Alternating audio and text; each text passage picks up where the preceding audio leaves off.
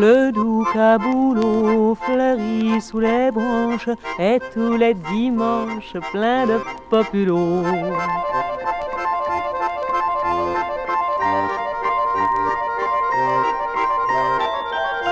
La servante est brune, que de gens heureux, chacun sa chacune, l'une et l'un font deux amoureux, et pris du culte de même.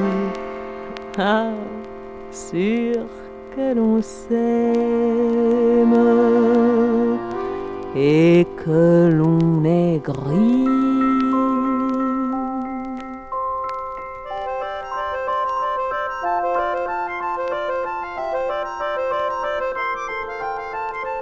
Ça durera bien le temps nécessaire pour que Jeanne et Pierre ne regrettent rien.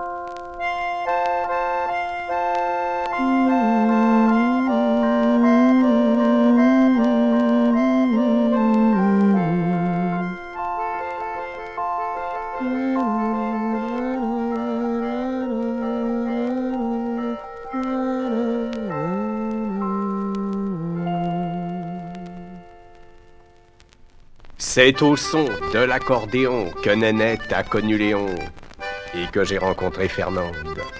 Elle était mince, elle était grande, cheveux coupés, l'air d'un garçon. Chacun sa part et sa légende. J'ai pris Fernande au bon moment pour héroïne d'un roman, mais aujourd'hui je me demande si c'était vraiment pour Fernande et non pas pour l'accordéon que mon cœur battait pour de bon.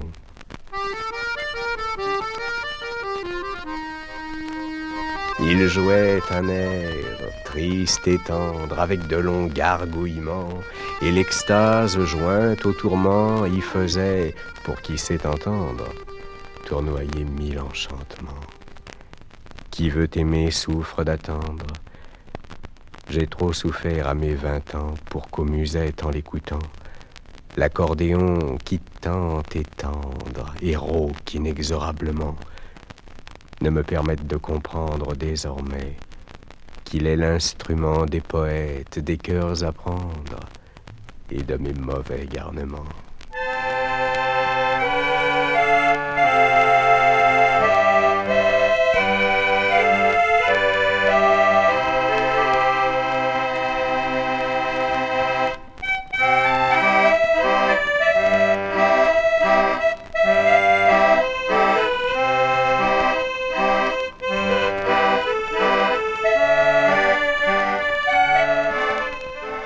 Les fiacres jaunes de l'urbaine peuvent bien cesser d'exister.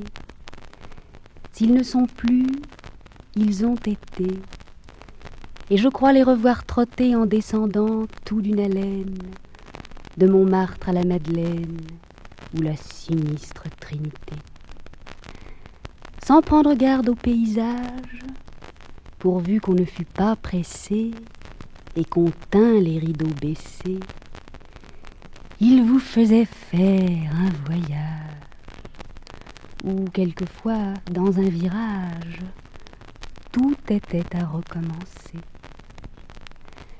Le cocher était un complice, et les agents, fermant les yeux, n'y voyaient aucune malice. C'était le temps des amoureux.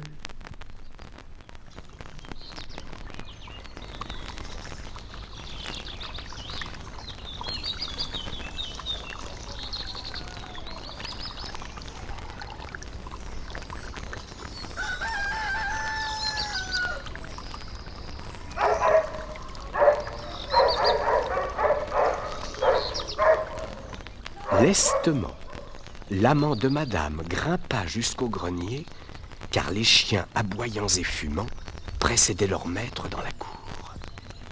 Il arriva, botté, le fusil en bandoulière, la gibecière plate, et sa femme l'accueillit avec un sourire ambigu, son beau regard et ses mains blanches, tandis qu'il s'excusait du désir amoureux qui, l'ayant pris soudain, ne l'avait plus quitté. Elle se déroba, Ses lèvres gardaient encore la saveur de la caresse d'un autre, et son être entier frissonnait dans l'attente d'un plaisir dont elle était friande. Dans le grenier, le pauvre amant se morfondait. Il ouvrit une lucarne par désœuvrement, et la pluie se mit à tomber sur les champs. L'horizon fléchissait, les tilleuls de la cour frémissaient. Un souffle frais faisait crépiter sur les tuiles tièdes l'ondée légère, et tout s'assombrissait, hormis ce bruit chanteur d'eau vive, qu'en haut l'amant surpris se désolait d'entendre, et qu'en bas le maître du logis appréciait fort justement. Par la fenêtre ouverte du salon, sa voix montait. Elle était chaude et pénétrante, elle vantait des plaisirs délicats, et le soir descendait. Et le prisonnier du haut étage finissait par découvrir, dans une corbeille poudreuse de vieux bouquins, le tome 1er d'une édition princeps de La Fontaine. « Ami Bernard » appela-t-on. « Ami Lucie » répondit-il. « Silence » fit-on du bout des lèvres. On ne voyait plus clair. Il reçut dans ses bras une svelte et jeune amoureuse et ne la reconnut qu'après un long baiser qu'il appuya bien sur la bouche. « Et quoi, c'est vous, Mathilde » s'étonna-t-il ensuite. « C'est moi, » dit-elle un peu confuse. « Madame m'envoie... » Bon, non, restez. Il la retint, et tandis que l'ombre se faisait plus épaisse, il ravit la jolie servante dans une extase que la sonnette du corridor dissipa seule après un long moment. « Oh, cette fille n'est jamais là! Mathilde, Mathilde !» criait madame. « Oh, laissez Mathilde! Descendez-vous !» Elle descendit. Monsieur, qui ne comprenait rien à l'humeur de sa femme, dit à la fille pour plaisanter: « Votre amour était-il avec vous, que vous voilà si proprement défaite ?»« Ah, laissez donc !» lui fut-il répliqué. « C'est une coureuse, c'est une évaporée. Je la mettrai demain dehors. » Mathilde pleurait. Monsieur, que tout portait au bonheur, souriait. Madame grondait. Et l'amant surpris, bénissant le hasard, s'installait au rebord de la lucarne. Il ne pleuvait plus. Avant de descendre, il alluma sa pipe et se promit de revenir bientôt chercher dans la corbeille les tomes suivants du bon Jean de La Fontaine, son auteur favori, dont il ne possédait, hélas, les œuvres complètes que dans une fort mauvaise édition, abîmée par les vers.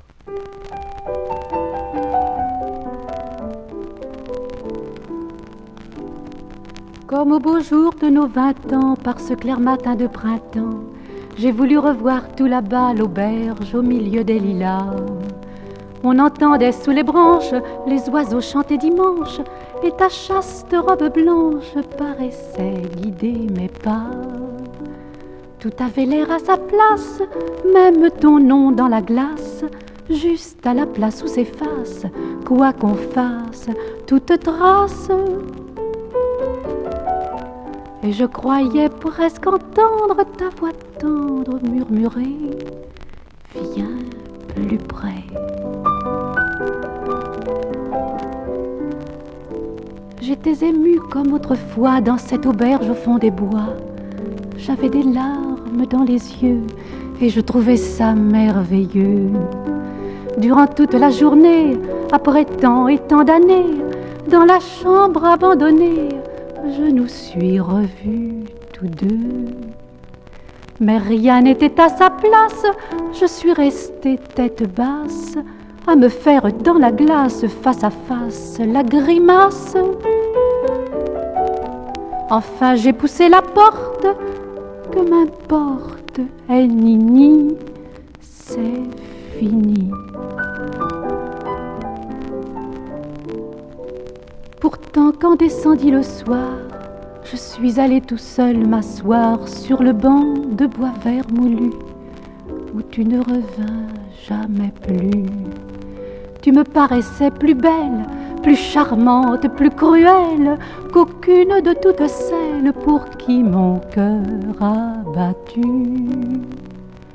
Et je rentrais l'âme lasse, chercher ton nom dans la glace, juste à la place où s'efface, quoi qu'on fasse, toute trace. Après tout, on s'en fout. Il pleut. C'est merveilleux. Je t'aime. Nous resterons à la maison. Rien ne nous plaît plus que nous-mêmes par ce temps d'arrière-saison. Il pleut. Les taxis vont et viennent. On voit rouler les autobus. Et les remorqueurs sur la Seine font un bruit qu'on ne s'entend plus. C'est merveilleux. Il pleut. J'écoute la pluie dont le crépitement heurte la vitre goutte à goutte. Et tu me souris tendrement.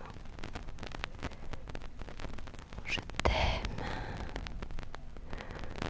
Oh, ce bruit d'eau qui pleure, qui sanglote comme un adieu. Tu vas me quitter tout à l'heure. On dirait qu'il pleut dans tes yeux.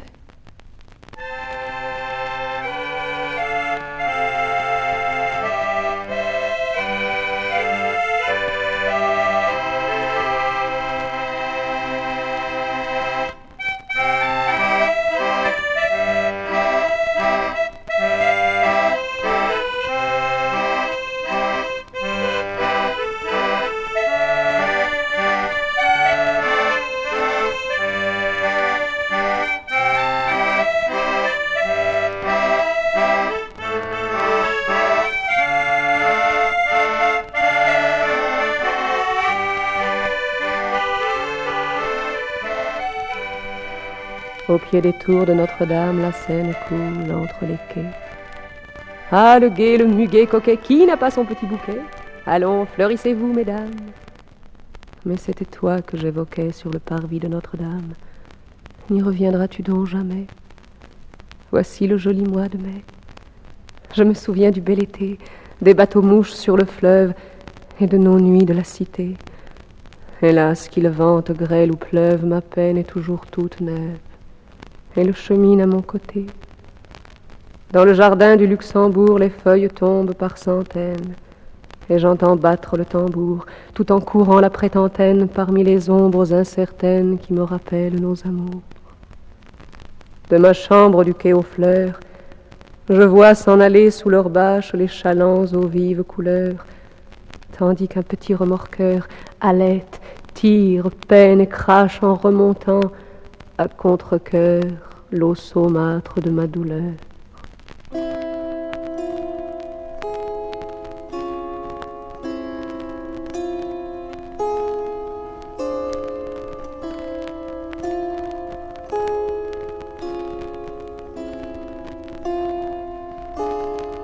Je me souviens de la bohème, de mes amours de ce temps-là.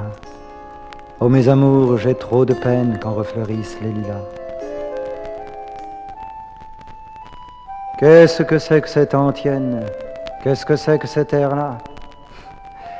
Oh mes amours, j'ai trop de peine.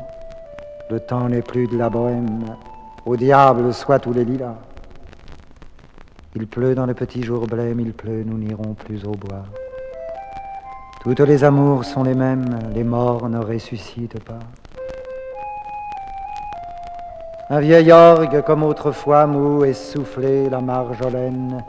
Oh mes amours de ce temps-là, jamais les mortes ne reviennent. Elles dorment sous les lilas où les oiseaux chantent ma peine, sous les lilas qu'on a mis là. Les jours s'en vont et les semaines. Oh mes amours, priez pour moi.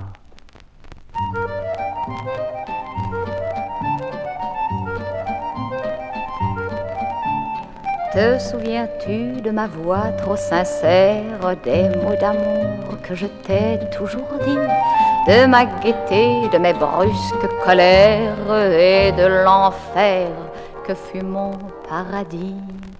Cela bien sûr n'a plus grande importance et tu riras peut-être un peu trop fort en évoquant ma confuse existence, mais garde-toi de troubler le silence plein de malignité des morts.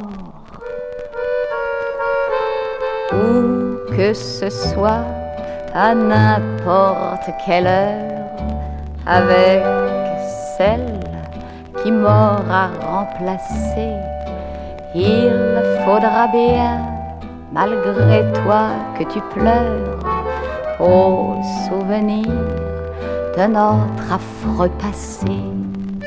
Il suffira d'un air de danse dont la cadence nous portait jadis enlacés, pour qu'au moment où la fête commence, presque aussitôt tu cesses de danser.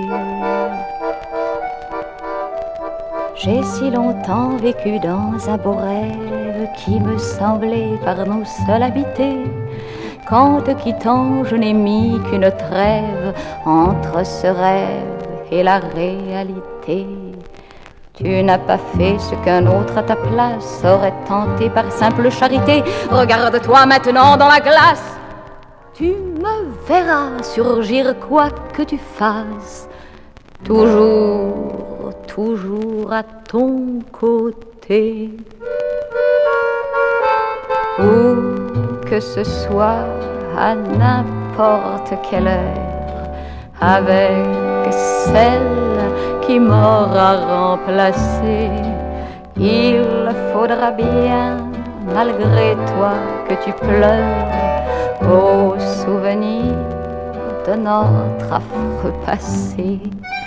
Il suffira, sans rien te dire, que je t'attire comme si j'allais t'embrasser, pour que soudain tu cesses de sourire, comme déjà tu cesses de danser. Je ne suis morte que pour mieux te poursuivre et t'empêcher de t'y habituer. Tu peux rentrer chez toi le matin ivre, c'est un matin que je me suis tuée. Quand tu verras pâlir dans ta fenêtre le petit jour et grandir la clarté, quelqu'un saura brusquement apparaître et t'entraîner vers ta couche, ou peut-être l'attend sa part de volupté. Où que ce soit, à n'importe quelle heure, avec celle qui m'aura remplacé, il faudra bien, malgré toi, que tu pleures au souvenir de notre affreux passé.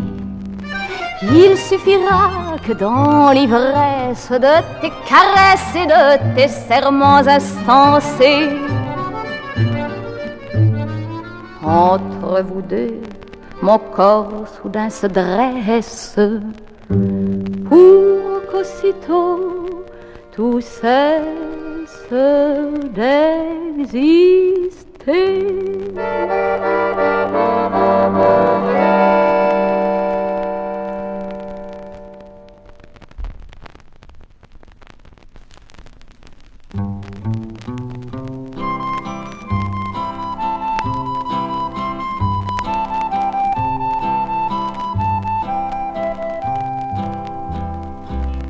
Un vieil orgue de barbarie est venu jouer l'autre jour sous ma fenêtre dans la cour une ancienne chanson d'amour où pour que rien ne varie, amour rimait avec toujours. En écoutant cette romance qui me rappelait le passé, je crus que j'en avais assez, mais comme hélas tout recommence, tout hélas à recommencer, tout hélas à recommencer. Je t'ai donné mon cœur, je t'ai donné ma vie et mon âme ravie. Malgré ton air moqueur, prenons tous en cœur, et à toi pour la vie. C'est pourtant vrai lorsque j'y pense que je l'aimais éperdument et que jamais aucune amante ne m'a causé plus de tourments. Mais voilà bien ma récompense d'avoir pu croire en ses serments. Il a suffi d'une aventure plus que banale en vérité pour qu'un beau soir, sans hésiter, elle obéit à sa nature. Je ne l'avais pas mérité, je ne l'avais pas mérité. Je t'ai donné mon cœur, je t'ai donné ma vie et mon âme ravie. Malgré ton air moqueur, reprenons tous en cœur, et à toi pour la vie. On ne peut rien contre soi-même, chacun de nous suit son chemin. C'est le sort de tous les humains, mais ceux qui vont main dans la main, en se disant tout bas je t'aime, devraient songer au lendemain. Sur une triste ritournelle dont l'écho s'est vite envolé, l'orgue à la fin s'en est allé, et pardonnant à l'infidèle, j'ai chanté pour me consoler. J'ai chanté pour me consoler. Je t'ai donné mon cœur, je t'ai donné ma vie et mon âme ravie. Malgré ton air moqueur, reprenons tous en cœur, et à toi pour la vie.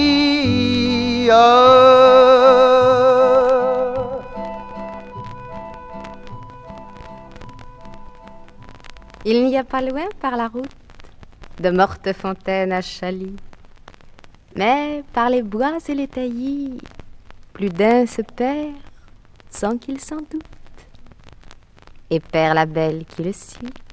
Ah, dit-elle en se laissant prendre un premier baiser dans le cou.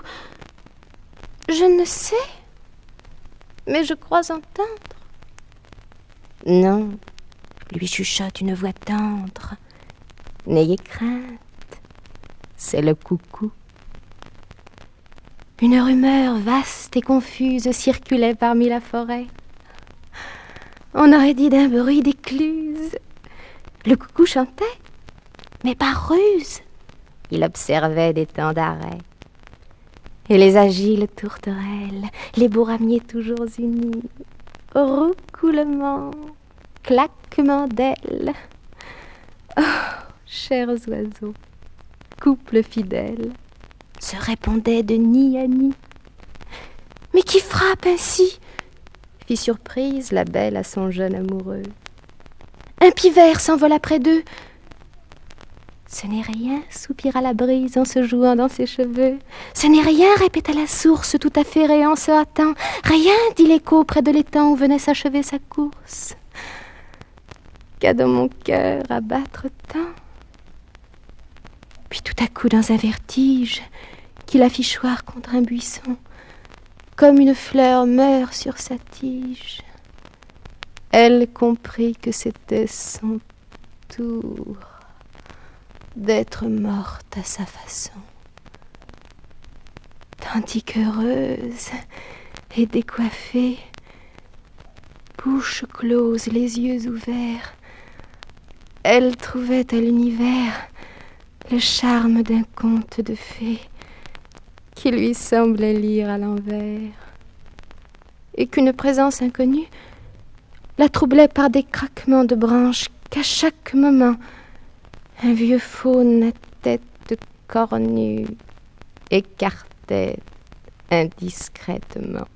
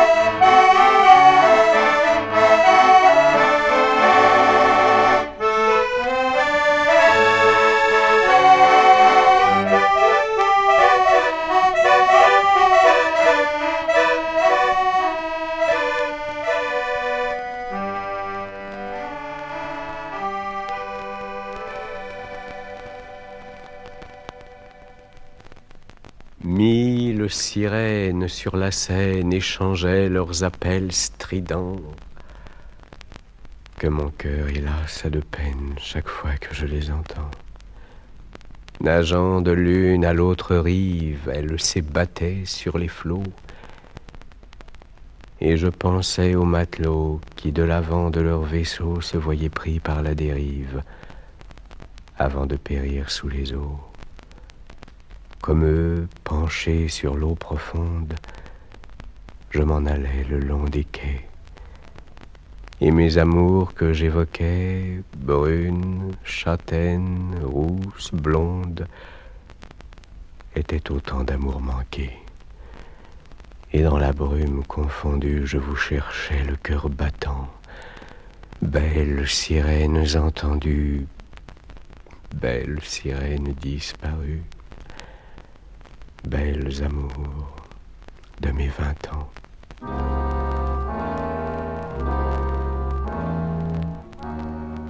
En descendant du train dans l'ombre, l'homme n'avait pas de billet, mais il a gagné sans encombre un hôtel borgne du quartier. C'était un client de passage, une espèce de vagabond qui dissimulait son visage en s'inscrivant sous un faux nom et qui partait pour un très long voyage. Plus tard on l'a vu sur les quais où il cherchait à s'embarquer. Et les bateaux, les beaux bateaux qui vont sur l'eau lui semblaient presque chimériques, avec les feux de leurs hublots d'appareiller pour l'Amérique. Puis l'homme a regagné Saturne, il a gravi les escaliers d'un air maussade et taciturne et s'est couché tout habillé. C'était un client de passage, une espèce de vagabond,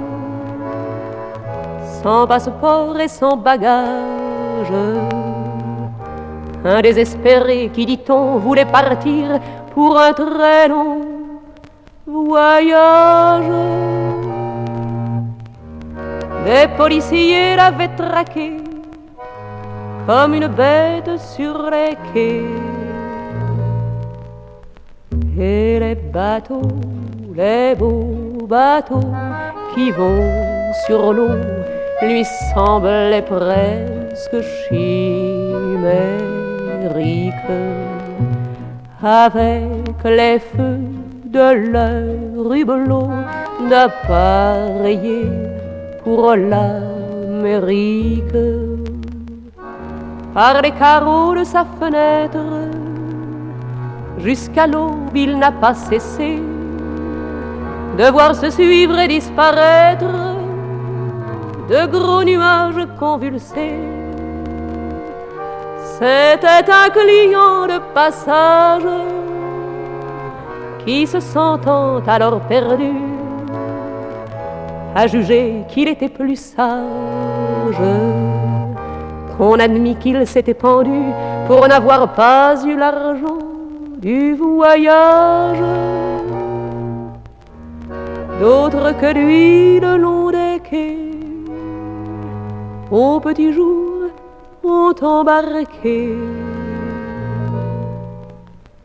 Et les bateaux, les beaux bateaux qui vont sur l'eau n'avaient plus rien de chimérique. Tout faisait de leur hublot d'appareiller pour l'Amérique.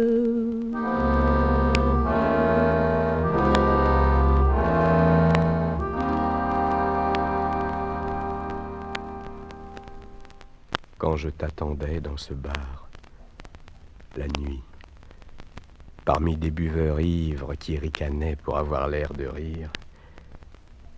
Il me semblait que tu arrivais tard et que quelqu'un te suivait dans la rue.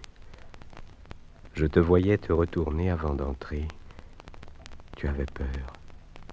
Tu refermais la porte. Et ton ombre restait dehors. C'était elle qui te suivait. Ton ombre est toujours dans la rue, près du bar où je t'ai si souvent attendu. Mais tu es morte. Et ton ombre depuis est toujours à la porte. Quand je m'en vais, c'est à présent moi qu'elle suit, craintivement, comme une bête. Si je m'arrête, elle s'arrête. Si je lui parle, elle s'enfuit. Ton ombre est couleur de la pluie, de mes regrets du temps qui passe. Elle disparaît et s'efface, mais envahit tout à la nuit. Sous le métro de la Chapelle, dans ce quartier pauvre et bruyant, elle m'attend derrière les piliers noirs, où d'autres ombres fraternelles font aux passants qu'elles appellent de grands gestes de désespoir. Mais les passants ne se retournent pas. Aucun n'a jamais su pourquoi, dans le vent qui fait clignoter les réverbères, dans le vent froid, tant de mystères soudains se ferment sur ses pas. Et moi qui cherche où tu peux être, moi qui sais que tu m'attends là, je passe sans te reconnaître. Je vais et viens toute la nuit, je marche seul comme autrefois, et ton ombre, couleur de pluie, que le vent chasse à chaque pas, ton ombre se perd dans la nuit. Mais je la sens tout près de moi. Cependant, tu n'étais qu'une fille des rues, qu'une innocente prostituée, comme celle qui apparut dans le quartier de Whitechapel un soir à Thomas de Quincey, et qu'il chercha plus tard sans jamais la trouver, de porche en porche et d'hôtel en hôtel. Il le raconte dans un livre. C'est là, pour la première fois que je t'ai rencontré. Tu étais là, assez triste, comme les filles de Londres. Tes cheveux conservaient une odeur de brouillard. Et lorsqu'ils te voyaient à la porte des bars, les dockers ivres t'insultaient ou t'escortaient dans la rue sombre. Oh, je n'ai pas oublié l'effet que tu me fis dans ce livre désespéré. Ni le vent, ni la pluie, ni le pavé qui luit, ni les assassins dans la nuit, ni les feux des estaminets, ni les remous de la Tamise entre ces mornes parapets. Mais c'est après bien des années qu'une autre qui te ressemblait devait, le long des maisons grises, me faire signe et m'accoster. Ce n'est pas toi. C'est tout ce que tu me rappelles. Comme j'étais triste avant de te connaître. Comme je m'enfonçais avec délice dans ma tristesse, en marchant dans les rues, en entrant dans les bars, en suppliant la nuit, les ombres de parler, sans cesser d'errer, d'aller. Mais partout il était trop tard. Un air d'accordéon s'achevait en hoquet. On décrochait l'une après l'autre les lumières, et le passant à qui je demandais du feu me tendait un cigare éteint, ou me portait mes pas. C'était la même histoire. J'allais toujours vers les sifflets des trains sur un grand boulevard trouble et peuplé de fantômes. Là, j'attendais je ne sais qui, je ne sais quoi, mais les trains passaient en hurlant, et cette attente avait l'air d'un départ. Tu es venu pour t'en aller. Je t'ai pourtant conduite en ces lieux désolés, et tu m'as dit, quoi que tu fasses, c'est moi, dorénavant, que tu verras parmi tous ces fantômes. Tu me sentiras près de toi. Tu penseras que je suis morte, et jamais tu ne m'oublieras. Je t'écoutais, je te suivais sous les lumières. Il n'y avait que nous de vivants en ces lieux, nous seuls. Mais je savais que des deux, la première, ce serait toi qui me dirais adieu. Et j'avais beau ne pas vouloir, te retenir par ta petite main, le cri, le roulement et la fumée des trains, les rails et leurs feux en veilleuse, le pont noir tout retentissant du bruit des lourds wagons entrechoqués, par un présage obscur déjà nous séparait. Une autre fois dans ce quartier sinistre, nous nous sommes assis sur un banc à la nuit, et le vent qui chassait la pluie, les globes des hôtels meublés, les marles aux chandails humides, les filles qui nous regardaient, accumulaient autour de nous les maléfices dont le cercle se rapprochait. Alors tu t'es mise à pleurer, à m'expliquer sans élever la voix qu'un jour tu me délivrerais de ces larves qui sont en moi. Tu parlais, la pluie tombait. C'était la pluie qui te faisait pleurer, comme un chagrin que rien n'apaise, comme une peine inconsolée.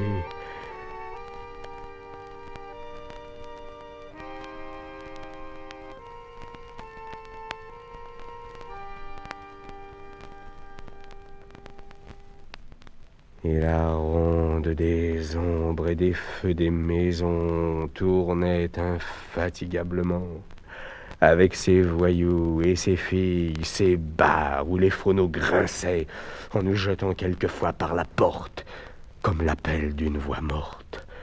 La ronde que rien ne lassait tournait et m'emportait, avec toi qui es morte, tourne et m'emporte encore avec tout mon passé, hors du temps, hors du monde, hors de tout ce qui est ou qui n'est pas, mais que toi, dans l'ombre, tu sais.